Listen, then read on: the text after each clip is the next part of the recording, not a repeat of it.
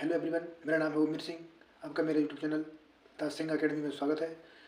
आज हम बात करने वाले हैं आरआरबी एनटीपीसी ग्रेजुएशन लेवल का जो प्री 16 मार्च से स्टार्ट होने वाला है, उसमें क्या स्ट्रेटेजी होनी चाहिए कि हम उसमें मैक्सिमम स्कोर कर सकें और मेंस के लिए क्वालिफाई हो सकें।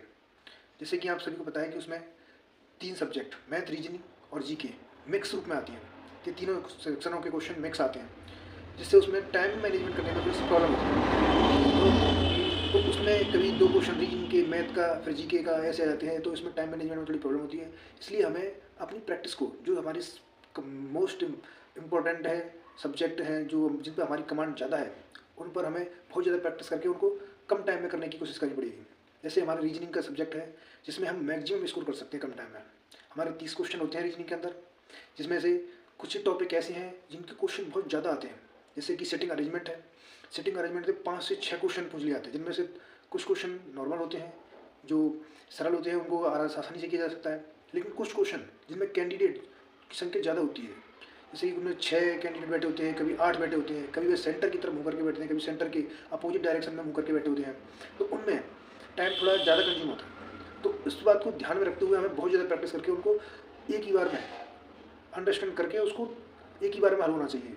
अगर एक बार में वो क्वेश्चन गलत हो गया, फिर दोबारा करने में डबल टाइम चला जाता है, जिससे हमारा टाइम मैनेजमेंट नहीं हो पाता है। और अन्य क्वेश्चन जो दूसरे क्वेश्चन हैं, जो सरल हो सकते हैं और हमें ज़्यादा स्कोर करा सकते हैं उसी टाइम में, उनमें टाइम नहीं मिल पाता और वो रह जाते हैं, छूट जाते हैं, जिससे हमारा स्कोर डाउन चला जाता है। इसलिए हमें कुछ जो सवाल हैं, जो हमें पता है जो आने ही वाले हैं, उनमें बहुत ज़्यादा प्रैक्टिस करके उनको उनमें एक्यूरेसी बढ़ानी चाहिए, जिससे हमें उसमें बेनिफिट मिले, टाइम मैनेजमेंट हो सके, एग्जाम में छूटे ना वो क्वेश्चन। तो ये है। तो सेटिंग अरेंजमेंट है, जिसमें सबसे ज़्यादा क्वेश्चन आएंगे। फिर उसके बाद में है कोडिंग डिकोडिंग। कोडिंग डिकोडिंग के 5-6 क्वेश्चन ज़्यादा भी हो सकते हैं, ये बहुत ज़्यादा इंपॉर्टेंट है कोडिंग डिकोडिंग भी। उसके बाद में आता है, उसके बाद ब्लड रिलेशन। ब्लड रिलेशन भी इंपॉर्टेंट है। ब्लड रिलेशन के अंदर 2 या 3 क्वेश्चन तो ठीक ठाक नॉर्मल पूछे जाते हैं, लेकिन एक आध क्वेश्चन होता है जो ज़्यादा घुमाने की कोशिश की जाती है, जिसमें कैंडिडेट फंस जाता है और टाइम ज़्यादा कंज्यूम करता है। उसको उन क्वेश्चनों को बाद में अटेम्प्ट करना लगता है कि ये क्वेश्चन थोड़ा ट्रिकी है, इसमें घुमाने की कोशिश की गई है, उसको बाद में अटेम्प्ट करेंगे, जिससे हम अपना टाइम सेव कर सकें। और हमें एग्जाम देते समय सबसे पहले वो क्वेश्चन अटेम्प्ट करने हैं जो हमें एक बार में देखते ही कर सकते हैं, और जो क्वेश्चन हमें थोड़े से टफ लगें लेकिन हम उनको कर सकते हैं, तो उनको मार्क फॉर रिव्यू में डाल देना है। और जो क्वेश्चन हमको आते ही नहीं है, उनको उनमें हल करके टाइम वेस्ट नहीं करना है। उनको टाइम मिलेगा तब हम दोबारा उनको अटेम्प्ट करने की कोशिश करेंगे। रीजनिंग में आपको 30 क्वेश्चन है, लगभग 25 मिनट के अंदर हो जाने चाहिए, तो आपको जीके का सेक्शन है और मैथ के सेक्शन में सफिशिएंट टाइम मिल पाएगा कि आप उसमें अच्छा कर सकें। क्योंकि मैथ के सेक्शन फिर से टाइम कंज्यूमिंग होगा। जीके में तो आप जितना करोगे, जितना आएगा आपको उतना ही करना है, उसमें टाइम कम लगेगा। उसमें आप 40 क्वेश्चनों को लगभग अगर ज़्यादा से ज़्यादा माने तो आप 20 मिनट के अंदर कर सकते हो। तो 25 मिनट रीजनिंग के अंदर, 20 मिनट जीके के अंदर, तो 45 मिनट ये हो जाते हैं। 1.5 घंटे के पेपर होता है, 45 मिनट हो गए, तो 15 और 30, 45 मिनट बचते हैं हमारे लिए मैथ के लिए। मैथ में 45 मिनट में आराम से किया जा सकते हैं 30 क्वेश्चन। अगर थोड़ा ऊपर नीचे हुआ तो 40 मिनट तो बचने ही चाहिए उसके अंदर, जिससे हम आराम से सारे क्वेश्चन अटेम्प्ट कर सकें और मैक्सिमम स्कोर कर सकें।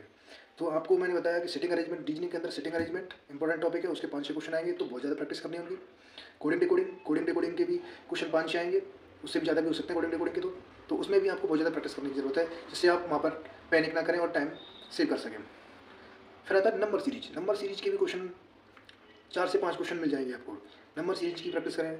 और ब्लड रिलेशन, और उसके अलावा आता है सिंबल एक्सचेंज का क्वेश्चन आता है, जिसमें प्लस को माइनस लिखता है, माइनस को प्लस लिखता है, और गुणा को भाग लिखता है, भाग को गुणा लिखता है। तो ऐसे क्वेश्चन, कुछ क्वेश्चन तो देखने से हो जाते हैं, लेकिन कुछ क्वेश्चन थोड़े टफ साइड में होते हैं, उनको प्रैक्टिस करनी पड़ेगी, उनको देखना पड़ेगा, ऑप्शन एलिमिनेट से करना पड़ेगा। क्वेश्चन के अंदर देखना है कि किसी को अगर भाग को गुणा कर रहा है, तो गुणा में ऐसा तो नहीं है कि गुणा करने पर कुछ ज़्यादा बड़ी संख्या आ रही हो जो हमारे ऑप्शन से बहुत ज़्यादा वो पहुँच रही हो, तो ऐसे क्वेश्चनों को एलिमिनेट करके आप कर सकते हैं, उसको आसानी से कर सकते हैं। फिर आता है वर्ड अरेंजमेंट का। वर्ड अरेंजमेंट है, जिसमें आपको वर्ड दे दी जाएंगे कुछ, उनको अल्फ़ाबेटिक ऑर्डर में अरेंज करना होगा। तो अल्फ़ाबेटिक ऑर्डर में अरेंज करना होगा, आप उनको आसानी से कर सकते हो। आप उनके पहले वर्ड को पकड़ें, फिर उनमें देखें कौन सा वर्ड पहले आता है, फिर उसके बाद में दूसरा वर्ड पकड़े सभी को, तो आप उन्हें धीरे धीरे एलिमिनेट कर ऑप्शन एलिमिनेट करके आप उनको आसानी से कर सकते हैं। तो इनकी भी प्रैक्टिस बहुत ज़रूरी है। ये सरल है और अच्छा नंबर भी मिल सकते हैं कम टाइम के अंदर। फिर आता है वेन डायग्राम। वेन डायग्राम के 2 से 3 क्वेश्चन मिल जाएंगे, तो वेन डायग्राम भी कई प्रैक्टिस करनी है। पेपर कटिंग के 1-2 क्वेश्चन है, ये तो नॉर्मल ही है, आसानी से हो जाएंगे। फिर आता है कैलेंडर। कैलेंडर में कुछ एग्जामों में कैलेंडर पूछा नहीं जा रहा है, लेकिन अब फिलहाल जो MTS का एग्जाम हुआ उसमें लगभग 3 क्वेश्चन रीजनिंग के सेक्शन में पूछे गए हैं कैलेंडर से। तो अब की बार फुल चांस है कि रेलवे भी कैलेंडर पूछे, उसमें 1 से 2 क्वेश्चन कैलेंडर के हो सकते हैं, इसलिए बेसिक जानकारी के साथ पढ़ना चाहिए कैलेंडर। पढ़ो कैलेंडर, कैलेंडर की प्रैक्टिस थोड़ी बहुत कर लो। फिर कथन निष्कर्ष का 1-2 क्वेश्चन ही मिलेगा, 2 से 3 मिल सकते हैं बस मैक्सिमम। लेकिन कथन निष्कर्ष के क्वेश्चन थोड़े टफ साइड में होते हैं, कभी कभी ठीक निकल जाता है, कभी कभी उसमें एलिमिनेट करने में या वो करने में थोड़ा प्रॉब्लम हो सकती है, लेकिन उसकी प्रैक्टिस करने से आपको सब ठीक हो जाएगा।